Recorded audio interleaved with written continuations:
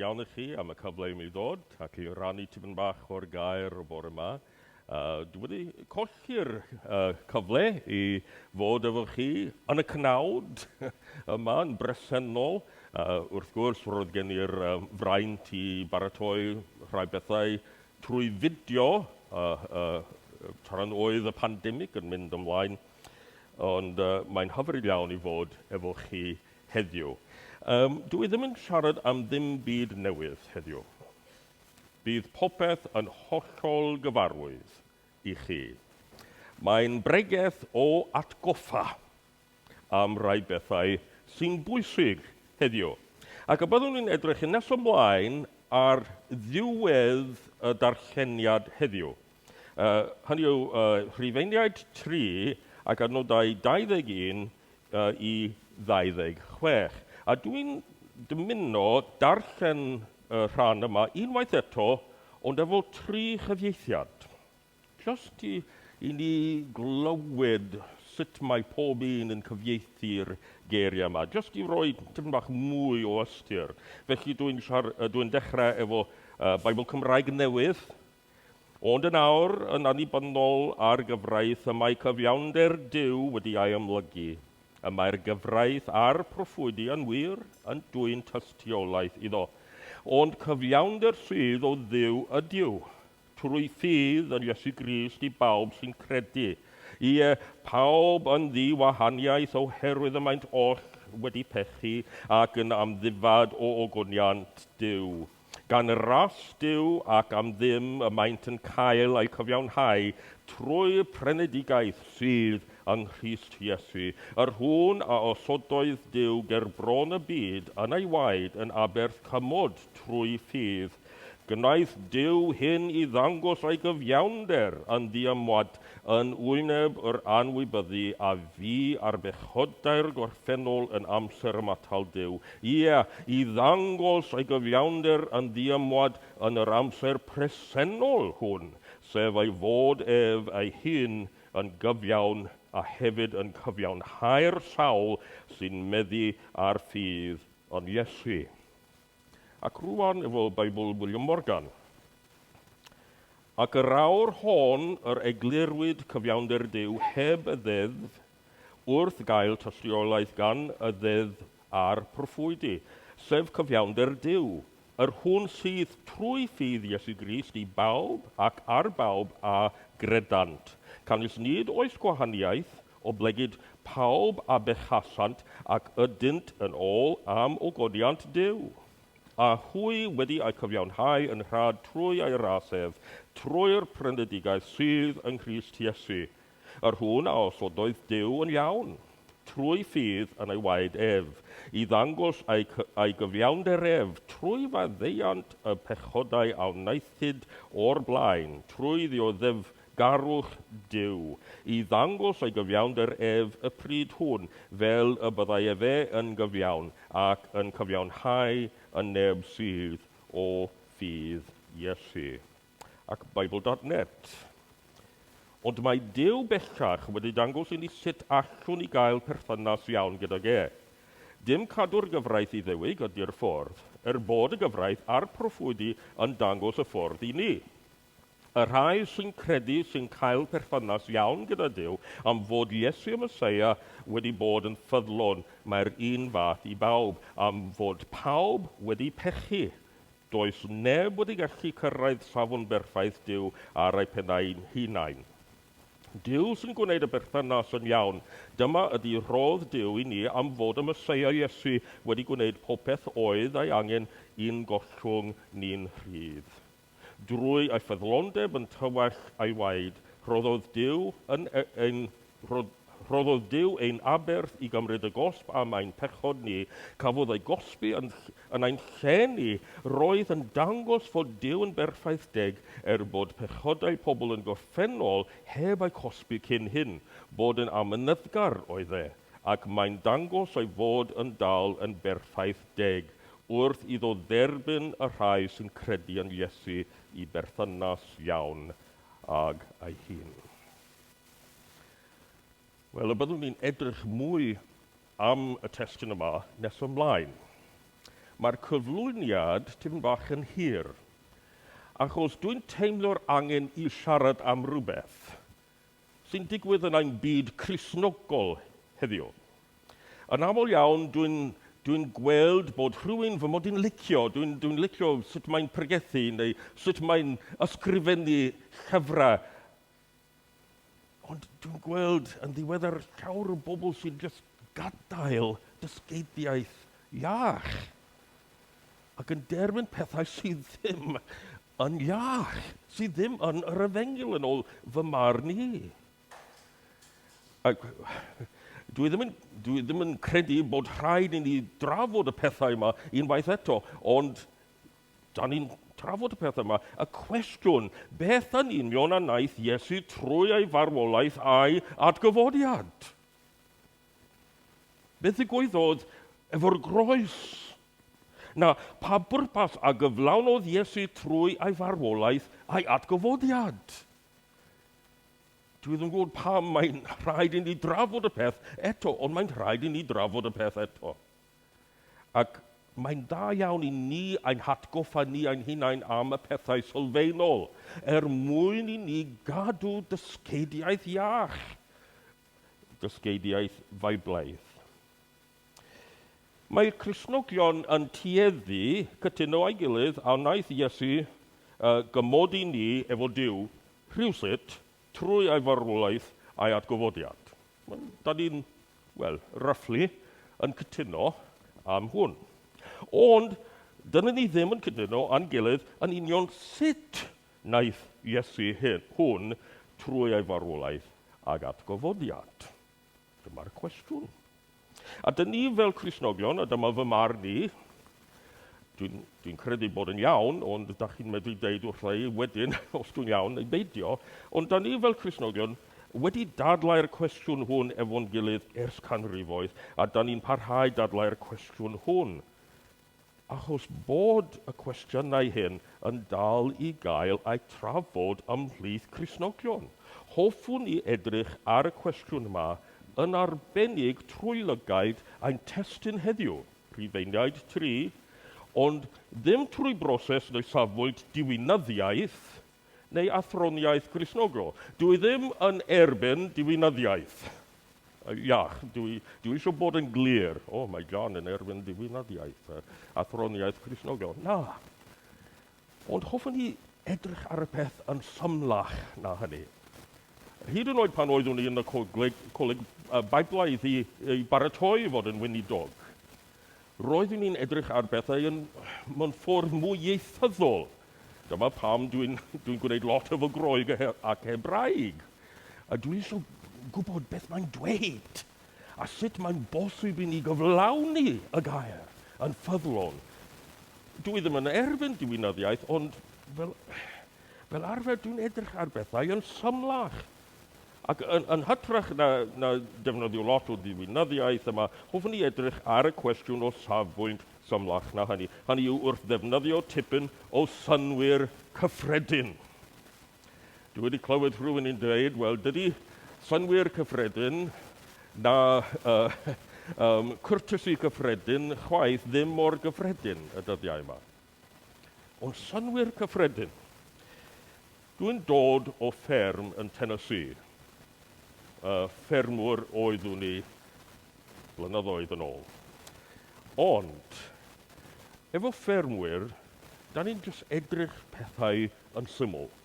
Mae'n y broblem, dyma'r broblem, dyma beth mae'n rhaid i ni wneud, a dyna ni. Synwyr cyffredin. Wrth gwrs. Ac yn Tennessee, da ni'n siarad am synwyr cyffredin fel hyn, horse sense. Ac am dysgeidiaeth academaidd book learning. Ac wrth gwrs, da ni'n gwerthfawrogi book learning hefyd. Enghraifft, os dwi'n mynd at y meddyg, gobeithio bod gan y meddyg tipyn o book learning. Gobeithio. Ond beth am synwyr gyffredin? Ond wrth gwrs, dwi'n meddwl am eiriau Oswald Chambers. Dwi wedi bod yn darllen Oswald Chambers, My Utmost for His Highest, ers blynyddoedd. A dwi'n mynd trwy'r Beibl bob blwyddyn wrth fynd trwy'r llyfr yma. A mae Oswald yn dweud, mae Oswald yn hatgoffa ni bod synwyr cyffredin yn ôl safbwynt y deyrnas yn hollol wahanol na synwyr cyffredin yn ôl y byd. Felly, pan dwi'n dweud synwyr cyffredin, dwi'n siarad am synwyr cyffredin yn ôl egwyddorion y deyrnas. Synwyr y deyrnas, yn bosib i ddeud hwn, dwi'n swnio'n iawn, ond dyna ni. Da chi'n deall beth dwi eisiau dweud. Felly, yn dod yn ôl at y pwynt heddiw, ac ynglyn â'r cwestiwn hwn, sef sut wnaeth Iesu gymodi ni a Duw, da ni'n tueddu gwneud un o ddau gamgymeriad yn fy marn ni. Yn gyntaf, ar un llaw, da ni'n tueddu dweud a wnaeth Iesu ddim ond un peth trwy ei farwolaeth ac atgyfodiad. Ond yn ôl synwyr y deyrnas, synwyr cyffredin yma, os dydy'r pethau hyn ddim yn na cair naill a llall, neu canso un allan, dwi ddim yn gweld y problem wrth gwireddu a wnaeth mwy nag un peth trwy ei farwolaeth. Mae hwn yn bosib. Dwi'n tueddu bod person both and, ddim either or, both and, yn arbennig pan dwi'n Ffrainc.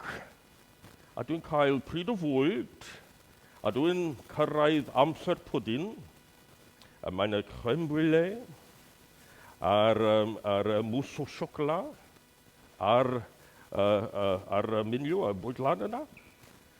Wel, dwi ddim yn gweld yr angen i dewis rhwng nhw. Dwi'n cael y ddau, pam lai? Fel da chi'n gweld, dwi'n mynd i Ffrainc yn aml iawn. Ond dyma'r peth, os does da ddim angen, pam dewis? Ond mae'n bosib i ni weld mwy am waith Iesu, bod mwy arbennig unigryw fel hyn. Felly, does dim problem i mi bod yn bosib i Iesu wneud mwy na un peth ar y groes. Yr un a oedd yn 100% yn ddyn a 100% yn dduw ar un peth. Does na ddim byd sy'n rhy anodd iddo ef. Ond, yr ail beth, ynglyn â'r ail gamgymeriad bod ni'n tueddu gwneud, yn aml iawn, da ni'n derfyn bod posibilrwydd, dwi'n derfyn posibiliadau 1, 2 a 3, ond ddim hwn. Dwi'n licio 4, Felly, mae 1, 2, 3 yn iawn, ond dydy 4 ddim yna. Dwi ddim yn licio'r posibilrwydd yna. A mae hwn yn digwydd fel arfer achos bod yna rhywbeth anghyfforddus neu costus neu rhywbeth arall am y posibilrwydd yma. Felly mae hwn yn gamgymeriad hefyd i dweud, mae'r pethau yma yn iawn, ond heblaw hyn. A dyma'r peth fy mod i'n hoffi edrych ar y bore yma. Felly, gawn ni edrych ar y posibiliadau. 3 posibilrwydd. A gawn ni ddechrau wrth atgoffa ni a'n hunain am y posibiliadau bod Cristnogion yn derbyn fel ateb i'r cwestiwn beth yn union wnaeth Iesu trwy ei farwolaeth ac atgyfodiad. Beth yw ystyr y groes?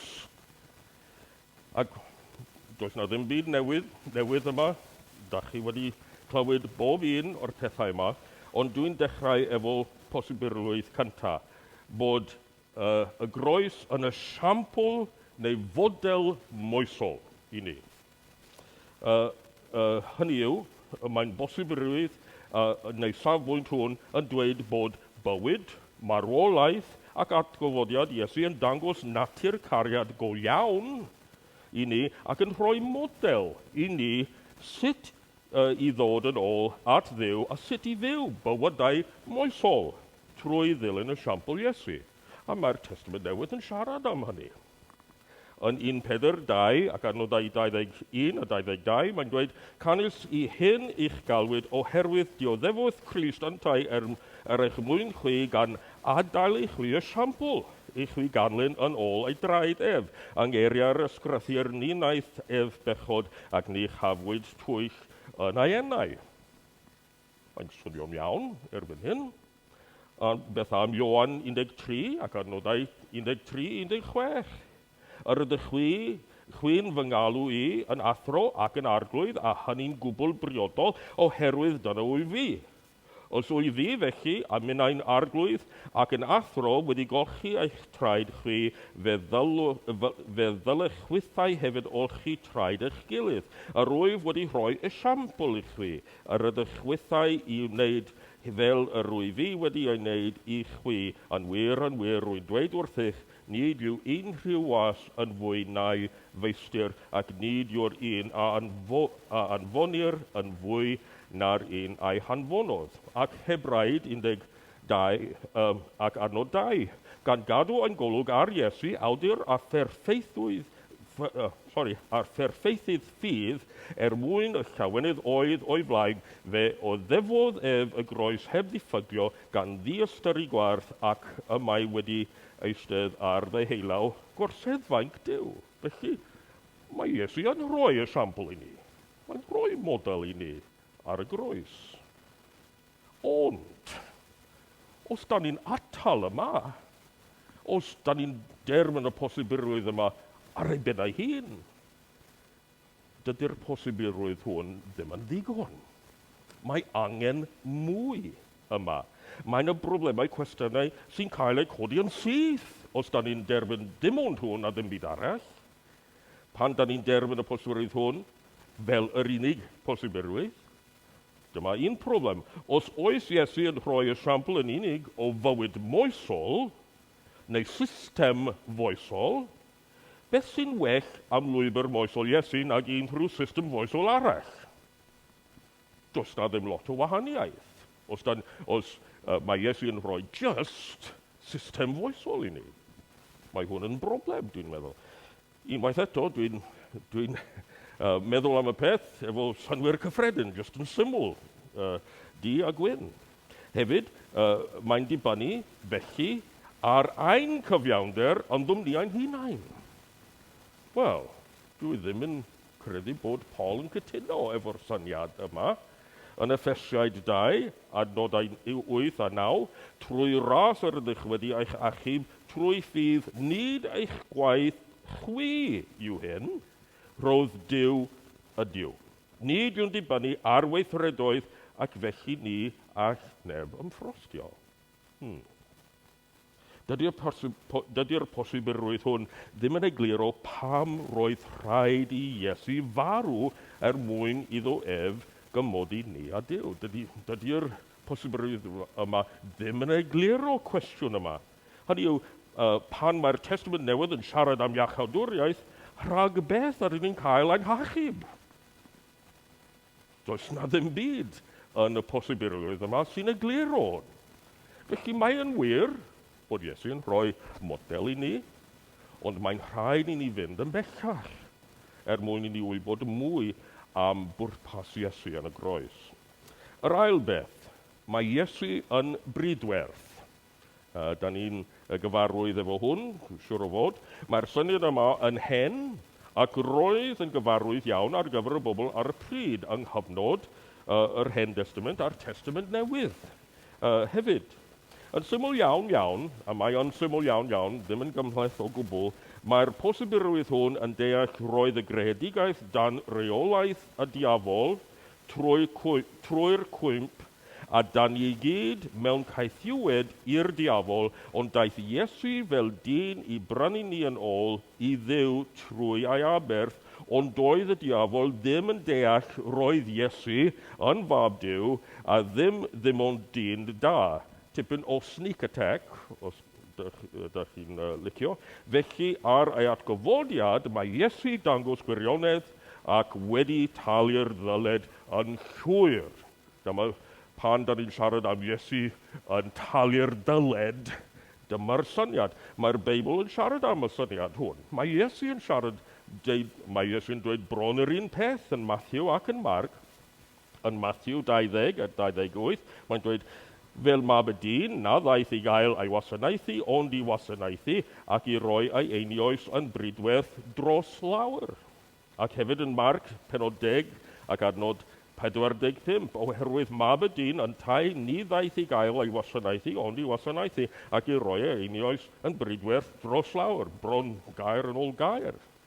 1 Timotheus 2 ac adnodau 5 a 6, oherwydd un Duw sydd ac yn cyfrangwr hefyd rhwng Duw a dynion sef Crist Iesu yn tai yn ddyn. Fe'i roes ei hun yn brydwerth dros bawb, yn dystiolaeth yn yr amser priodol i fwriad Duw. Felly mae hwn yn rhan o'r broses, ond os da ni'n atal yma, mae'n y broblem. Mae'n y lot o broblem. A dyma un broblem mawr.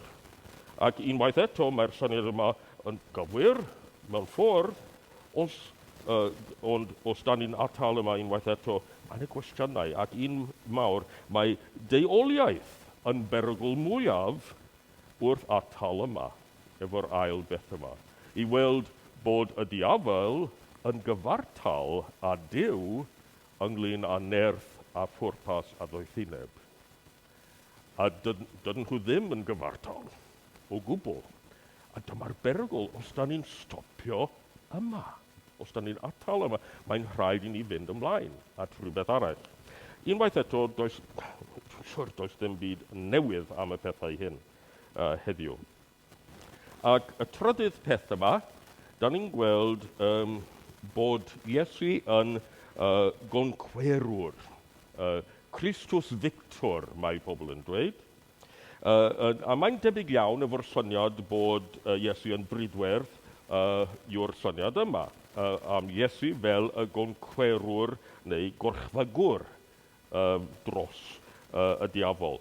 Naeth Iesu dal i pris a'n rhyddid ac wedi concro nerth drygioni am byth hefyd.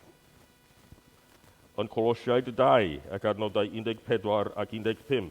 Ac wedi diddymio'r ddogfen oedd yn ein rhwymo i'r gofynion a'n gwnau ni yn ddyledwyr, a mae wedi ei bwrw hi o'r neilltu, fe'i hoeliodd ar y groes, di arfogodd y tymosogeithir a'r awdurdodau a'i gwneud yn sioegr bron y byd o'r ymdaith a'i fuddugoliaeth arnynt ar y groes. Ac yn ymlaen.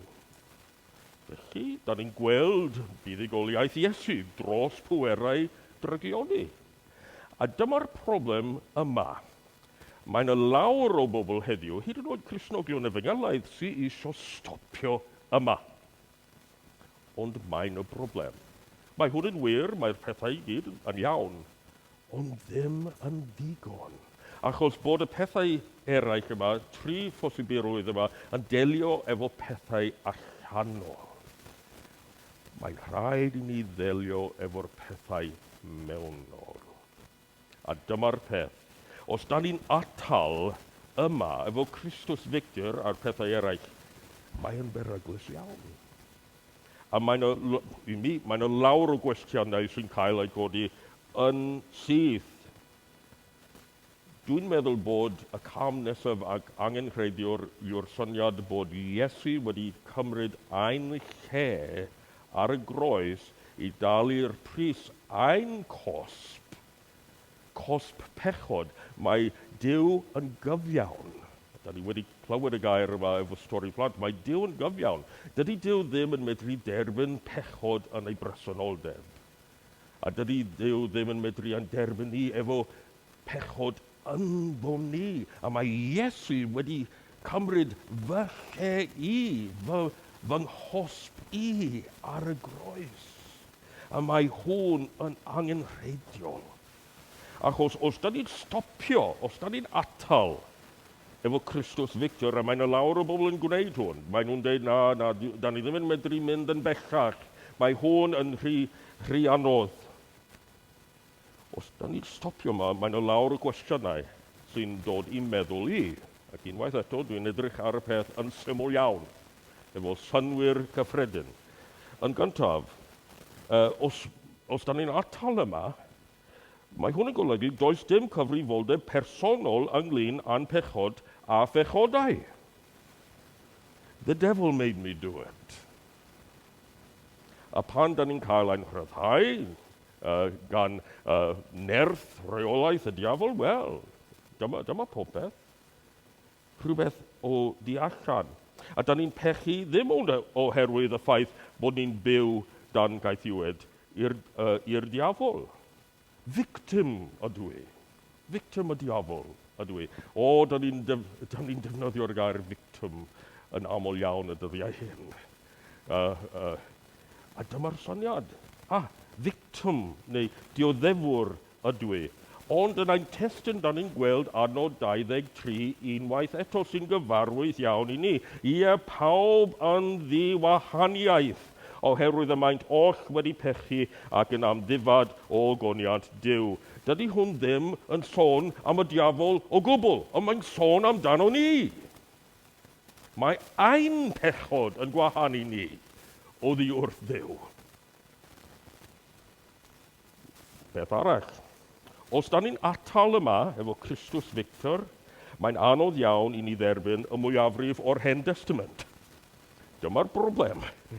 Oherwydd pwyslais ar ddigofaint bod ni'n gweld yn yr Hen Testament.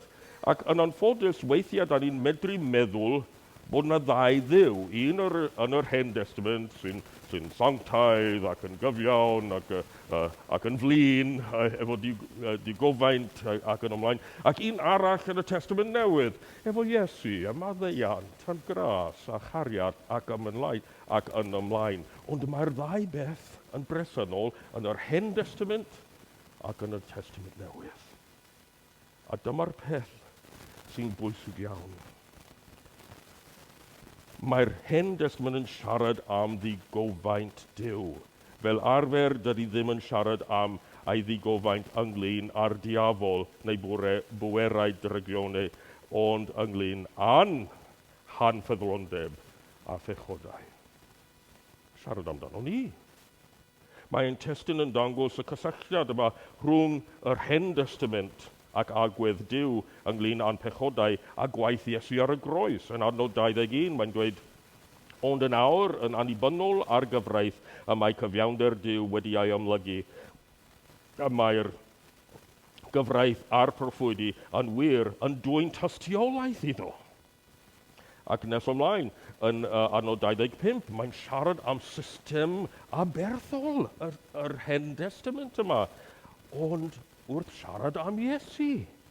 Drwy ei ffyddlondeb yn tywell ei waed, rhoddodd Duw yn aberth i gymryd y gosb am ein pechod ni. Cafodd ei gosbi yn ein lle ni. Roedd yn dangos fod Duw yn berffaith deg bod pechodau pobl yn y gorffennol heb ei gosbi cyn hyn bod yn amyneddgar oedd e. Ac wrth gwrs, yn Hebreaid 10 ac adnodau 10 i 14, mae Hebreaid yn dweud, yn unol ar ewyllus honno yr ydym wedi ei sancteiddio trwy gorff Iesu Grist sydd wedi ei offrymu unwaith am byth, a mae pob offeriad yn sefyll beunydd yn gweini ac yn offrymu'r un aberthau dro ar ôl tro, aberthau na allant byth ddileu pechodau, ond am hwn wedi iddo offrymu un aberth dros pechodau am byth. Eisteddodd ar ddeheulaw Duw yn disgwyl bellach hyd oni osodir ei elynion yn droedfaint i'w draed, oherwydd ag un offrwm y mae wedi perfeithio am byth y rhai a santeiddir. Dyma Iesu. Rhywbeth arall sy'n dod i'n meddwl yma, os da ni'n atal yma efo'r posibiliadau cynt, y tri pheth cyn hynny, does dim angen derbyn Iesu yn bersonol. Does dim angen gwneud unrhyw fath o benderfyniad am Iesu Grist. Does dim angen i ni edifarhau achos mae pechod tu allan i mi. Does dim angen edifarhau, does dim angen i mi droi at Iesu mewn ffydd achos does na ddim cosp rwan. Mae Iesu wedi cael y cosp sydd wedi dinistrio pwerau dryglioni, felly dwi'n iawn. Ond dydy'r syniad yma ddim yn delio efo'r pechod yma. A dyma'r problem. Mae'n rhaid i ni dderbyn Iesu. Dyma ffordd bod Duw wedi cynllunio. I ni dderbyn trwy ras, trwy ffydd ei rasef. Mae'n rhaid I ni dderbyn Iesu mwyn I ni ei nabod ef. Yn Ioan 1 ac adnodau 10 I 13, mae'n dweud, yr oedd yn y byd, a daeth y byd I fod trwyddo, ac nid adnabu'r byd mohono. Daeth i'w gynefin ei hun, ac ni dderbyniodd ei bobl ei hun mohono. Ond cynifer ag ei dderbyniodd, roes iddynt hwy y rhai sy'n credu yn ei enw, hawl I ddod yn blant Duw. Plant wedi ei geni nid o waed, nac o fechus cnawd, nac o fechus gŵr, ond o Dduw. Mae Duw yn gwahodd I ni dderbyn ef ac ei aber. A dyma'r peth ola yma, cwestiwn sy'n dod I meddwl. Os da ni wedi cael ein gwaredu rhag pwerau drygion ni sydd wedi cadw ni mewn caethiwed I bechod, sut mae'n bosib I ni barhau pechu? Bai pwy ydy pechod rwan? Dyma'r cwestiwn. Os does dim caethiwed mwy, does dim byd allanol sy'n gorfodi I ni bechu. Ond, dyma'r ffaith. A bydd hwn yn syndod, dwi'n siŵr, dwi ddim yn berffaith. Eto. Dwi'n gwneud camgymeriadau. Sut mae hwn yn bosib? Wel, mae'n bosib oherwydd dwi'n pechu ddim ond oherwydd dylanwad pwerau drygion ni, ond oherwydd y ffaith bod yna rhywbeth ynddo sydd wedi torri. Mae rhywbeth sydd wedi torri lawr, pechod. A ddim ond pechodau, ond pechod, sef etifeddiaeth bechod. Enghraifft, mae yna lawr o bobl, hyd yn oed y bobl sy'n derbyn y tri peth cyntaf, sydd eisiau dweud, wel, da ni gyd yn cael ein geni yn dda, a da ni'n dod yn ddrwg trwy ddylanwad y pwerau yma. Gen I ddim plant, ond dwi'n gweld lot o plant, a dwi'n Uncle John I lawr o blant cenhadon yn y byd. A dwi'n gweld rhai bethau ddiddorol. Does dim rhaid I neb ddysgu iddyn nhw sut I ddweud celwydd. Ydych chi wedi gweld hwn? Does neb yma fel hyn, dwi'n siŵr. Ond efo plant tu allan, mae hwn yn digwydd weithiau. Mae plentyn yn dweud celwydd. Sut mae o wedi dysgu hwn? Wrth gwrs, os oes yna esiampl drwg yn ei fywyd, bydd yn gwneud pethau drwg mwy na thebyg. Ond, efo rhieni da iawn, Cristnogion da iawn, does dim rhaid I ni ddysgu plant sut I wneud ddrwg. Mae'n dod yn naturiol. Does dim rhaid I mi ddysgu'r bechgan. Wel, dyma sut I dorri gwallt y chwaer. Ia, fel hyn. Ia, dyna ni. Na, mae'n gwybod yn union sut I wneud. Mae'n rhaid I ni ddysgu plant sut I wneud dda. Sut I behafio. Pam. Ie, pawb yn ddiwahaniaeth. Oherwydd y maint oll wedi pechu ac yn amddifad o goniant Duw. Dyma pam mae'r Beibl yn arbennig y Testament Newydd yn dangos y gwahaniaeth rhwng pechod, etifeddiaeth pechod, sydd tu mewn fy ewyllus a pechodau, a pethau drwg fy mod i'n wneud. Ac wrth edrych unwaith eto ar yr adnodau yma, gan ras Duw ac am ddim y maint yn cael ei cyfiawnhau trwy'r prenedigaeth sydd yng Nghrist Iesu, yr hwn a osodoedd Duw ger bron y byd yn ei waed yn abercymod trwy ffydd. Gwnaeth Duw hyn I ddangos ei gyfiawnder yn ddiymwad yn wyneb yr anwybyddu a fi ar bechodair gorffennol yn amser y matal Duw. Ie, I ddangos ei gyfiawnder yn ddiymwad yn yr amser presennol hwn, sef ei fod ef ei hun yn gyfiawn a hefyd yn cyfiawnhau'r sawl sy'n meddu ar ffydd yn Iesu Grist. Mae'n iawn os da chi eisiau credu bod Duw wedi rhoi siampl ni trwy'r groes. Mae hwn yn iawn. Mae'n iawn os Da ni'n gweld Iesu fel brydwer, mae Bible yn siarad am hynny, wedi prynu ni yn ôl. Mae'n hyfryd iawn i feddwl am Iesu fel y concrewr dros y pwerau drygioni, ond mae'n rhaid i ni gadw hyn. Does na ddim iachawdwriaeth yn neb arall, achos does na ddim remedi i bechod, dim ond Iesu Grist, dim ond ei farwolaeth ar y groes, ei aberth droson ni. Da ni'n gwybod hwn. Ond dwi'n siŵr bod chi wedi gweld rhywbeth yn y papur newydd Cristnogol neu ar y teledu am Cristion enwog sydd ddim yn credu yn hwn mwy ar hyn o bryd. Mae'n rhaid i ni ddal ati wrth ddeall bod Iesu yn yr unig aberth dderbyniol i maddau i ni ein pechodau tu mewn ac i goncro'r dylanwad y drwg tu allan. Mae ef yn arglwydd ac yn gwaredwr. Mwynhau enw. Amen. Wel, gawn ni gloi ein hamser yn gilydd, wrth gan i emyn un o'm hoff emynau yn Gymraeg.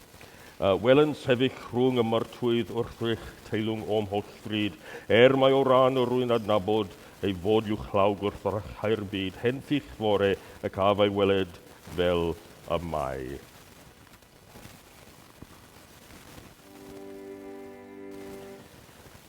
Gras ein harglwydd Iesu Grist a chariad Duw a chymdeithas yr ysbryd glân, a fyddo gyda ni oll o'r awr hon hyd byth.